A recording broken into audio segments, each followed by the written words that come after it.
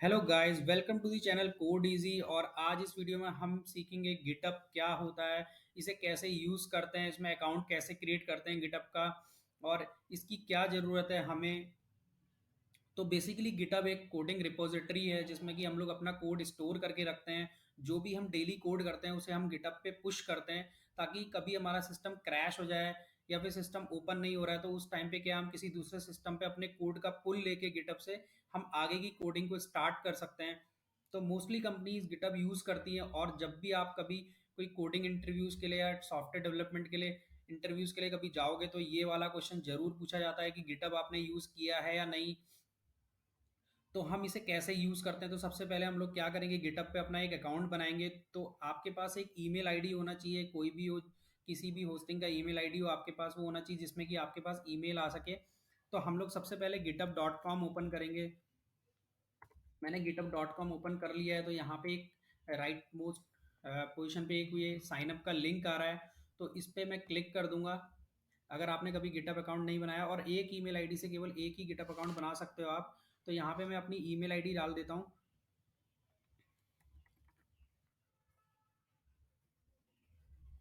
codeasy97@gmail.com।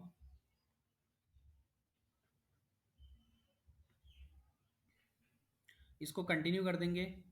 उसके बाद ये पासवर्ड के लिए बोलेगा, तो मैं यहाँ पे अपना पासवर्ड डाल देता हूँ।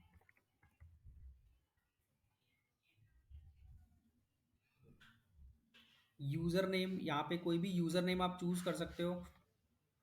तो मैंने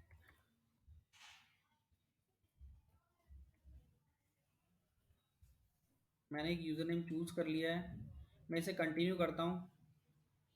तो यूज़र नेम आपका यूनिक होना चाहिए। अगर आपका यूनिक यूज़र नेम नहीं है, अगर ऑलरेडी किसी ने यूज़र नेम ले रखा है, तो आपको नीचे एरर देगा कि ऑलरेडी यूज़र नेम, ये वाला यूज़र नेम अवेलेबल नहीं है, तो आपको कोई भी दूसरा यूज़र नेम बनाना पड़ेगा।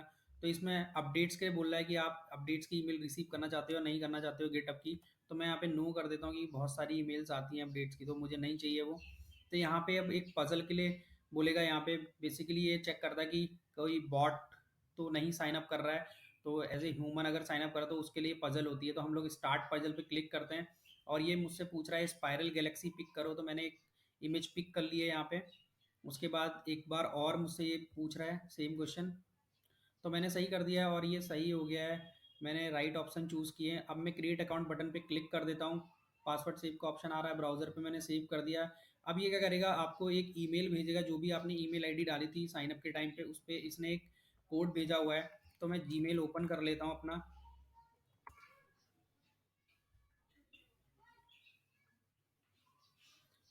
तो यहाँ पे मेरा लॉन्च कोड आ गया है। मैं इसको कॉपी कर लेता हूँ लॉन्च कोड को, और यहाँ पे पेस्ट कर देता हूँ। नहीं, ये पेस्ट का ऑप्शन नहीं दे रहा, मुझे देखना पड़ेगा 7626।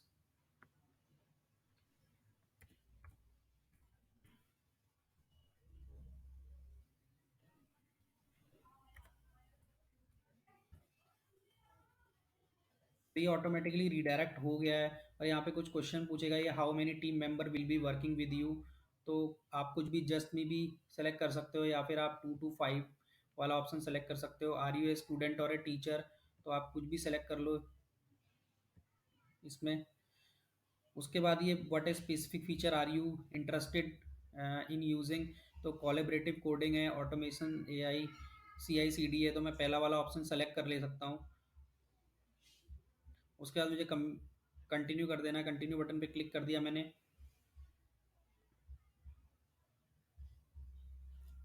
और यहाँ पे ये दो, अगर आप स्टूडेंट हो तो अपनी स्टूडेंट आईडी दे सकते हो। उससे आपको क्या होगा कि ये कुछ और फीचर्स मिल जाते हैं इसमें।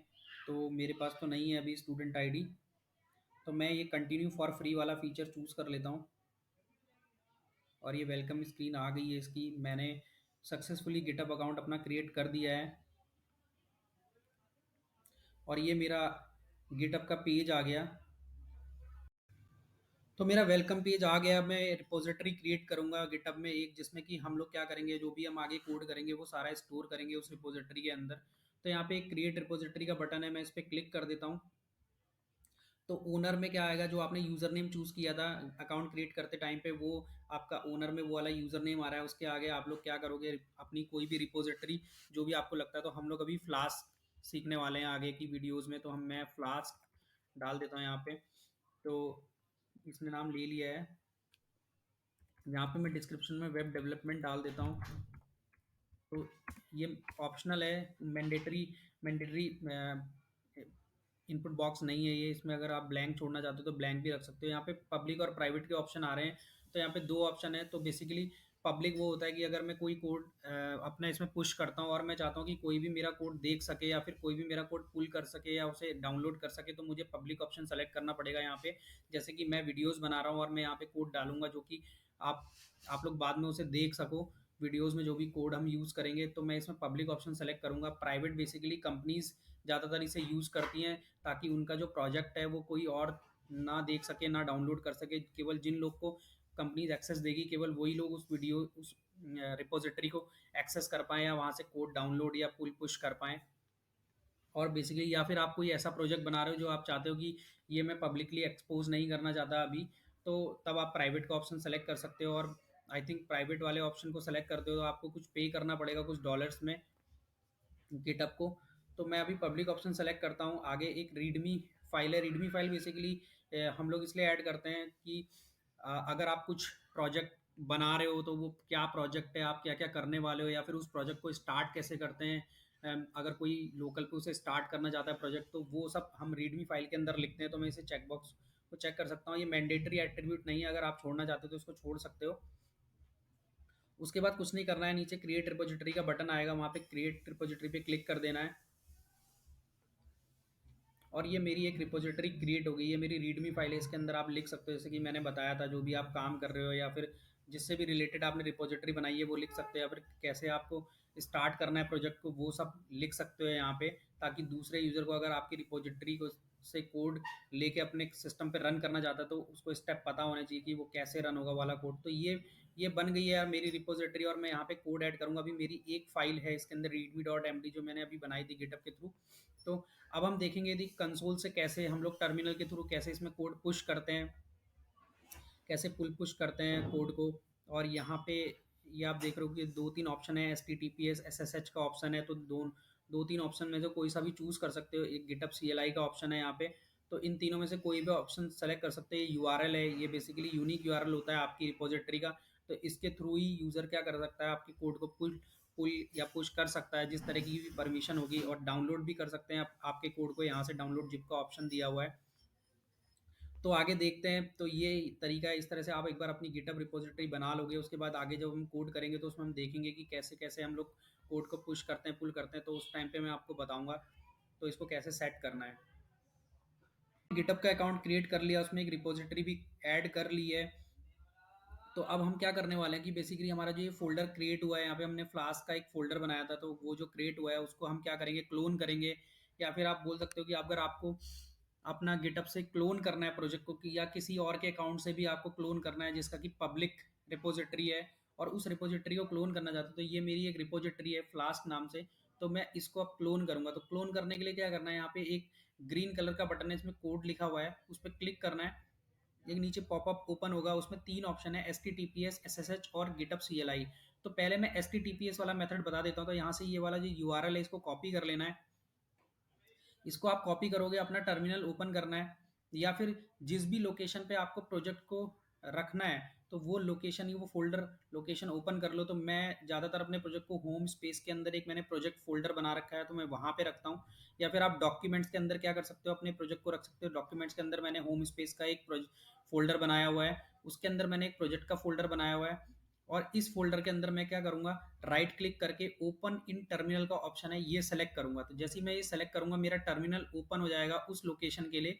यहाँ पे आप देख रहे हो लोकेशन आ रही है, डॉक्यूमेंट, होम स्पेस और प्रोजेक्ट। और अगर आप टर्मिनल ओपन करके वैसे करना चाहते हो तो वैसे भी कर सकते हो। इसको बंद करते हैं एक बार, और मैं अपना टर्मिनल ओपन करता हूँ। और यहाँ पे मैं उस लोकेशन पे कैसे जाऊंगा, सबसे पहले मुझे टिल्ड का साइन लगाना है। तो ये वन का जो बटन होता है कीबोर्ड पे, उसके लेफ्ट हैंड साइड में होता है, शिफ्ट के साथ आप टिल्ड का साइन लगाओगे। उसके बाद एक फॉरवर्ड स्लैश लगाना है, और यहाँ पे लिखना है डॉक्यूमेंट्स, क्योंकि पहला फोल्डर डॉक्यूमेंट है, उसके अंदर मेरा एक होम स्पेस का फोल्डर है, फिर उसके अंदर मेरा एक प्रोजेक्ट का फोल्डर है। तो यहाँ पे जाऊंगा और मैं एंटर मार दूंगा। तो मैंने CD नहीं लिखा है अभी, तो मुझे पहले CD लिखना पड़ेगा। CD का मतलब होता है चेंज डायरेक्टरी। तो मैं डायरेक्टरी चेंज कर रहा हूँ यहाँ पे। तो मैं प्रोजेक्ट के अंदर चला गया हूँ, जैसे कि मैं पहले उसमें राइट क्लिक करके गया था, तो दोनों ऑप्शन है, कैसे भी जा सकते हो आप यहाँ पे। तो यहाँ पे एक कमांड आती है, आपको प्रोजेक्ट अगर क्लोन करना है, गिटअप से प्रोजेक्ट लेना है या किसी की रेपो को क्लोन करना है, तो यहाँ पे लिखते हैं गिट क्लोन, और वो जो यूआरएल हमने कॉपी किया था वहां से उसे पेस्ट कर देना है, और मैं एंटर कर दूंगा यहाँ पे। तो ये मेरा क्लोन हो चुका है, ये बहुत जल्दी क्लोन हो गया क्योंकि इसमें अभी एक ही फाइल है, तो इसने जल्दी से क्लोन कर दिया इसको। अब मैं इस प्रोजेक्ट के अंदर जो मेरा एक फ़ोल्डर बना है फ्लास्क का, देखेंगे फ्लास्क का फ़ोल्डर आ गया, ये मेरी रिपॉजिटरी थी, तो मैंने इसको क्लोन किया है। देखेंगे प्रोजेक्ट के अंदर अभी कुछ भी नहीं था, और अब फ्लास्क का ये रिपॉजिटरी आ गई है, और इसके अंदर एक सिंगल फाइल है readme डॉट एम डी, क्योंकि एक ही फाइल बनाई हुई थी उस टाइम पे। तो अब मैं इसको यहाँ से एक्सेस करता हूँ, तो यहाँ पे लिखूंगा फिर से CD और FLASK फ्लास्क। तो मैं यहाँ पे पहुँच गया हूँ। अब इसमें दो तीन कमांड होती है स्टेटस चेक करने के लिए, गिट स्टेटस लिख सकते हो आप, ठीक है। तो ये बोल रहा है कि on the main branch your branch is up to date with origin main, तो मेरी ब्रांच अपडेटेड है, नथिंग, कोई भी चीज़ नहीं है। कमिट करने के लिए, कमिट बेसिकली क्या होता है, जब आप कोई कोड लिखते हो तो वो वो जो कोड होता है वो आपको पुश करना होता है, तो आप पहले उसको कमिट करते हो अपने लोकल ओरिजिन पे, तो इस वाले ओरिजिन पे, इस ब्रांच पे पुश करते हो।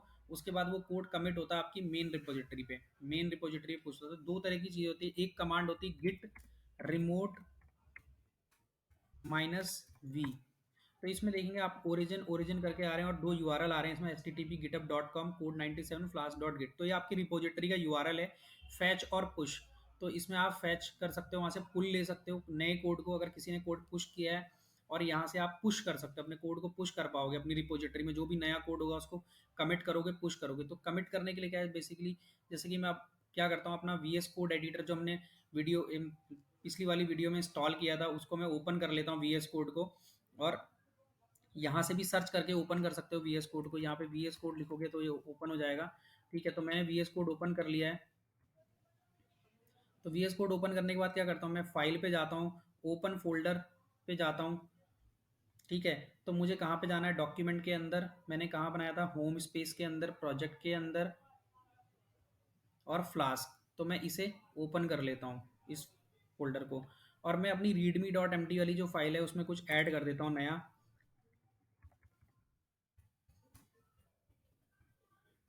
ठीक है। अब ये हमने जो चेंज ऐड किया है इसको मैं कमिट करता हूँ। कमिट कैसे करूँगा, गिट कमिट -am, और यहाँ पे एक मैसेज लिख दो आप, मैं लिख देता हूँ फर्स्ट कमिट। तो ये कमिट हो चुका है प्रॉपर। तो आपको गिटअप चलाने के लिए क्या चाहिए होता है, बेसिकली आपको पहले गिटअप इंस्टॉल करना पड़ेगा। उबंटू में अगर आप काम करें तो sudo apt install git, ये कमांड होती है। तो इस ये लिखोगे आपका गिटअप इंस्टॉल हो जाएगा, उसके बाद ही। तो मैंने गिट कमिट वाली कमांड चला दी है, जो भी आप चेंजेस करोगे उसके बाद नेक्स्ट कमांड होती है git commit -am first commit, ठीक है। ये आपका मैसेज होता है, ये कुछ भी लिख सकते हो, जो भी आप काम कर रहे हो उससे रिलेटेड यहाँ पे मैसेज डाल सकते हो। उसके बाद अब मुझे क्या करना है, इस कोड को पुश करना है अपने ओरिजिन में। तो ये चीज़ होती है इंपॉर्टेंट, जब आप पुश करते हो या फिर कोई चीज़ पुल लेते हो, ठीक है। तो मैं क्या करता हूँ, गिट पुश ओरिजिन, ठीक है। और ब्रांच कौन सी है आपकी, ब्रांच कैसे चेक करेंगे कि मेरे को पुश कैसे करना है, ब्रांच का नाम क्या है, तो गिट ब्रांच करके एक कमांड होती है, वो करोगे तो यहाँ पे आपको एस्ट्रिक करके ग्रीन कलर में दिखाएगा आपकी ब्रांच का नाम, इस पे स्टार कर देगा। वैसे तो बहुत सारी ब्रांचेज होती हैं, आप कई सारी ब्रांच क्रिएट करोगे, लेकिन आपको पता कैसे चलेगा जो करंट ब्रांच है जिस पे मैं हूँ अभी, मेरा कोड है, वो कौन सी ब्रांच है। तो ये मेन ब्रांच है मेरी, तो वो एस्ट्रिक करके आती है मेन ब्रांच जिस पे भी आप अभी होते हो। तो मुझे मेन ब्रांच में पुश करना है अपने कोड को, तो उसके लिए पुश करने के लिए कमांड होती है गिट पुश ओरिजिन मेन। तो ओरिजिन क्या चीज़ है, ओरिजिन है ये, यहाँ से लिया मैंने ओरिजिन, अपने यूआरएल का बेसिकली बोल सकते हो एक नाम है ये, ठीक है। तो यहाँ पे मैं ओरिजिन लिखूंगा गिट पुश, गिट तो गिटअप से आया है, पुश जो है मुझे अपना कोड पुश करना है अपने ऑनलाइन जो github.com है उस पर, ठीक है। ओरिजिन क्या है, मेरा ये यूआरएल है, इस वाले ओरिजिन यूआरएल पे मैं पुश करना चाहता हूँ। मेन क्या है, मेरी ब्रांच का नाम है, तो मैं ये एंटर कर देता हूँ। अब ये बोलता है यूज़र नेम लिखो, तो मेरा जो यूज़र नेम मैंने उसमें सेलेक्ट किया था, कोड इजी 97, और बोलता है पासवर्ड लिखो।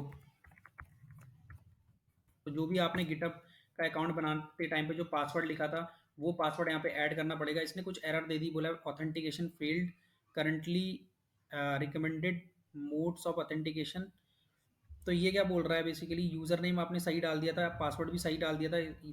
थर्ड लाइन में जो error I, support for password authentication was removed on August 13 2021, remote please see this URL for information on currently recommended mode of authentication. तो क्या है कि जो यूआरएल जिससे मैंने क्लोन किया था वो ऑथेंटिकेशन क्या है, गिटहब ने हटा दी है।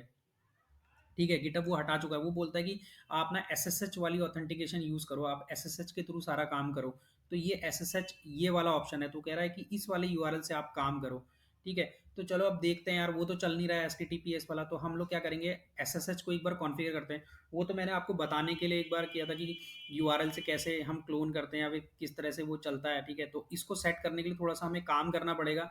तो वो देखते हैं कि हम इससे कैसे कोड को पुल या पुश करते हैं, तो ये कैसे सेट होता है, ये सारी चीज़ें अभी हम देखने वाले हैं इस वाली वीडियो में। एसएसएच वाले मेथड से हम कैसे ऐड करेंगे अपने गिटअप को और किस तरह से पुल और पुश करेंगे, जैसे कि हमें पिछली वीडियोस में प्रॉब्लम आ रही थी। तो हम देखते हैं एसएसएच वाला मेथड। तो उसके सबसे पहले क्या करना होगा, अपने टर्मिनल पे चले जाओ आप लोग। ठीक है, जहाँ पे भी हो, और किसी भी लोकेशन पे आप एस एस एच हाइफन की जैन ये कमांड रन कर दो। उसके बाद ये पूछेगा enter the file in which to save the key. तो कहाँ पे आप स्टोर करना चाहते हो अपनी की को। ठीक है, तो ये जो पाथ दिया हुआ है यहाँ पे ऑलरेडी, इसको कॉपी कर लेना है। इसको यहाँ तक कॉपी करेंगे हम लोग एस एस एच तक। ठीक है, और इसको यहाँ पे पेस्ट कर देंगे। और उसके बाद हम लोग क्या लिखेंगे, मैं लिखता हूँ कोड इजी टू, ये मैंने लिख दिया नेम अपनी एसएसएच वाली फाइल की, जैसे कि ये बाय डिफ़ॉल्ट आईडी आर से बनाता है। तो मेरे पास ऑलरेडी क्या है कि दूसरे अकाउंट के गिटअप ऑलरेडी एडेड है मेरे पास, और मैं एक दूसरा अकाउंट का गिटअप ऐड कर रहा हूँ। तो अगर आपके पास मल्टीपल गिटअप अकाउंट है तो उस वो प्रॉब्लम भी यहाँ पे सॉल्व हो जाएगी कि अगर मल्टीपल गिटअप अकाउंट है और एक और मैं गिटअप अकाउंट बनाता हूँ तो उसमें कैसे पुल और पुश करूँगा। तो कई बार ये प्रॉब्लम आती है कि एक बार एक गिटअप अकाउंट सेट हो जाता है तो दूसरे के साथ हमको बहुत इशू आता है। तो वो प्रॉब्लम भी सॉल्व हो जाएगी। और अगर आप नए हो, आपने नया नई तरीके से आप गिटअप डाल रहे हो, तो आप तभी भी आप ये वाला मेथड यूज़ कर सकते हो। तो हमने क्या रखा कि वो वाला पाथ कॉपी करके अपनी फाइल का नाम कोड ईजी अंडरस्कोर टू रख दिया। आप अपने हिसाब से कुछ भी रख सकते हो जो आपके प्रोजेक्ट का नाम है। हम एंटर कर देता हूँ यहाँ पे। पास फ्रेज में पासवर्ड मांगता है यहाँ पे, तो पासवर्ड में मैं कुछ नहीं लिखता, ब्लैंक है, एंटर मार देता हूँ। यहाँ पे कंफर्म पासवर्ड बोलता है, फिर एंटर मार देता हूँ। और उसके बाद क्या करना है, एक कमांड चलानी है हमको, कैट, और जो मैंने ये पाथ डाला था अपनी फाइल का यहाँ पे code easy underscore two dot pub, तो ये मेरी पब्लिक की जनरेट हो गई है। तो मैं यहाँ पे पेस्ट कर देता हूँ। तो ये मेरी पब्लिक की दिखा देगा यहाँ पे टर्मिनल में। इसको मैं कॉपी करता हूँ, इसको मैंने कॉपी किया। अब मैं जाऊँगा अपने github.com पे। तो वहाँ पे आप देखोगे कि राइट साइड में टॉप पे सेटिंग्स का ऑप्शन आएगा एक, जब आप क्लिक करोगे उसके बाद यहाँ पे एस एस एच और जी पी जी की आएगा लेफ्ट साइड में, यहाँ पे क्लिक करना है। ठीक है, एक की मैंने ऑलरेडी ऐड की हुई है, मैं दूसरी की ऐड कर रहा हूँ। तो यहाँ पे लिख देता हूँ मैं कोड इजी की, और उसके बाद मैं यहाँ पे इसे पेस्ट कर देता हूँ और मैं इसको ऐड कर देता हूँ। तो मेरी एस एच की ऐड कर देगा ये। एक बार ऑथेंटिकेशन मांग रहा है तो अपने अकाउंट से लॉगिन कर लेंगे, कंफर्म कर देता हूँ। और ये मेरी कोड इजी की ऐड हो गई है यहाँ पे। ये मेरी पुरानी की है और ये मेरी अभी जो मैंने नई की जनरेट करी है। उसके बाद क्या करना है, फिर से टर्मिनल पे जाना है और हमें एक कमांड चलानी होगी। एक कॉन्फ़िग फाइल आपको क्रिएट करनी पड़ेगी। तो कॉन्फ़िग फाइल कहाँ पे क्रिएट करते हैं, बेसिकली इस वाले लोकेशन पे क्रिएट करते हैं। और उबंटू में क्रिएट करने के लिए क्या लिखना होगा, आपको कमांड क्या लिखनी पड़ेगी, touch.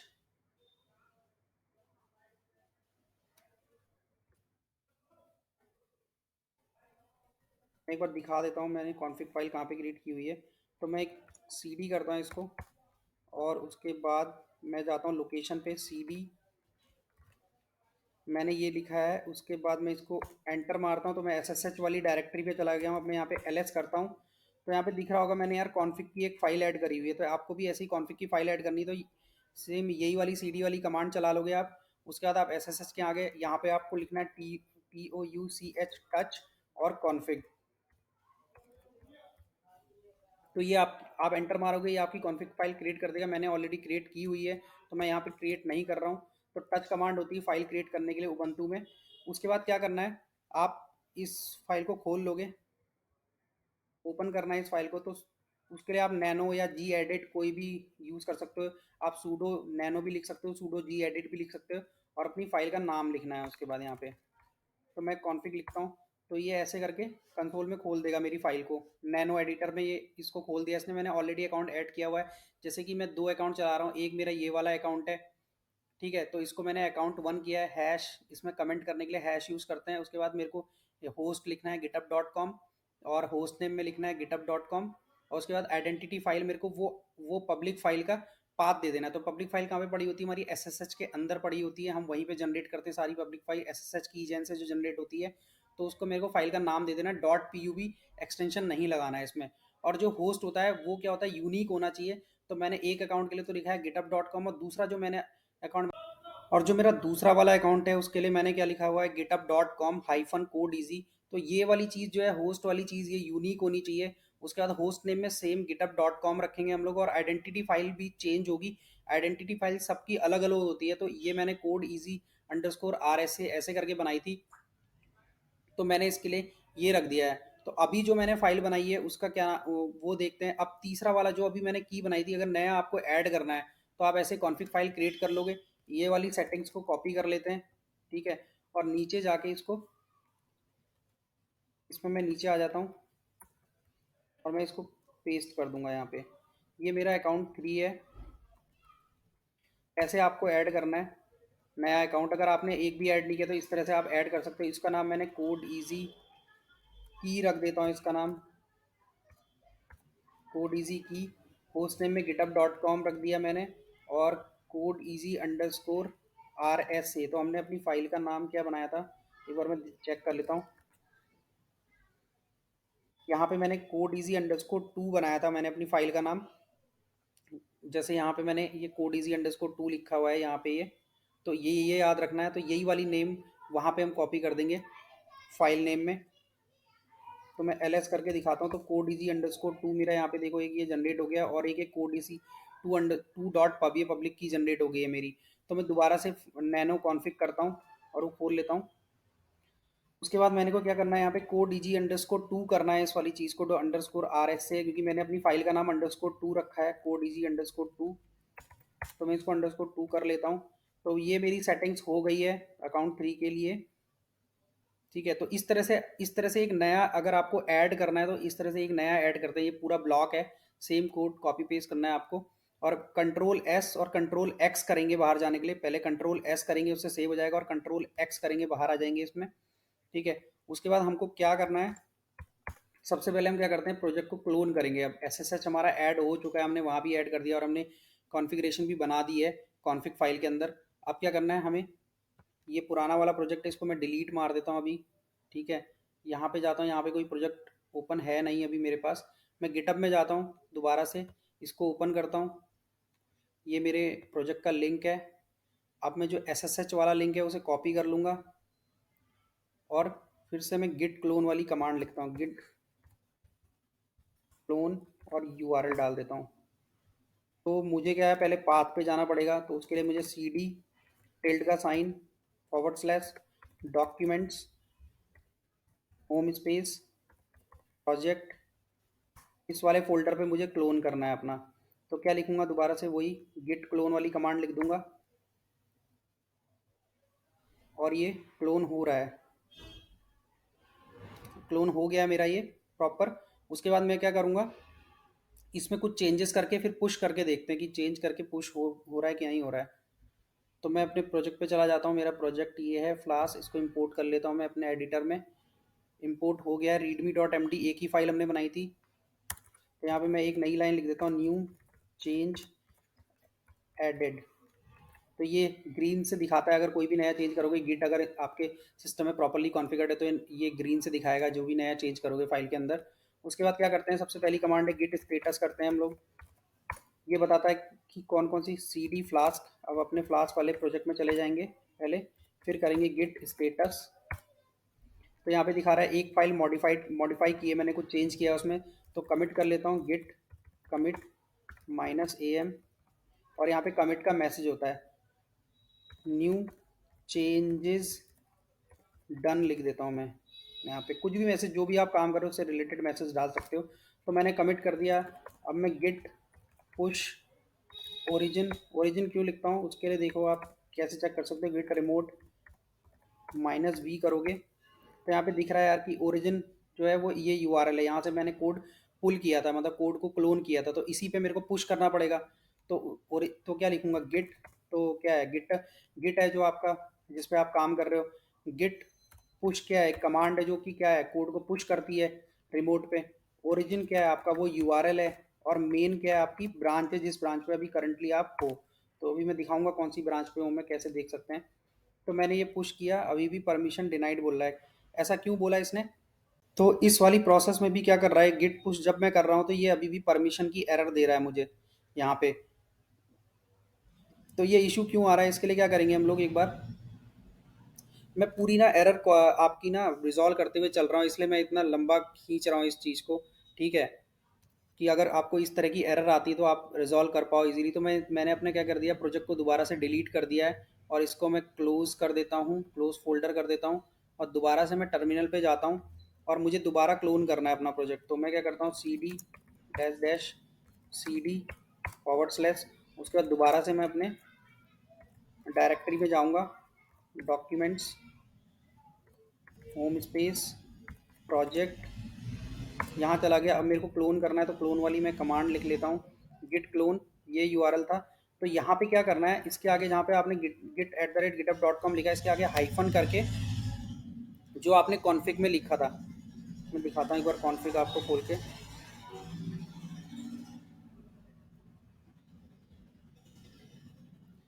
sudo nano ssh config करोगे आप तो कॉन्फ़िग फाइल खुल जाएगी। यहाँ पे आपने क्या लिखा था, github.com -code easy key, ये लिखा हुआ था।